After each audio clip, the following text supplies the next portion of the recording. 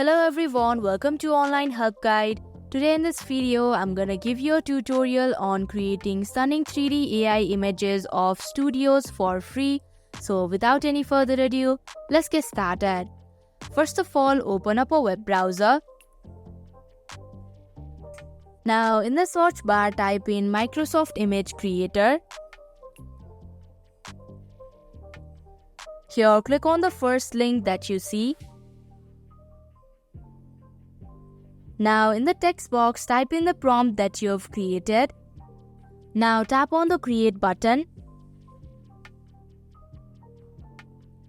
Similarly, you can create more of these by simply editing the prompt.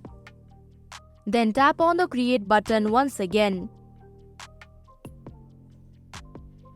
Now click on the image in order to preview it.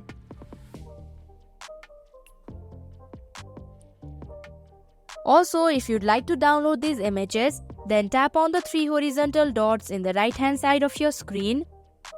Then tap on Download option.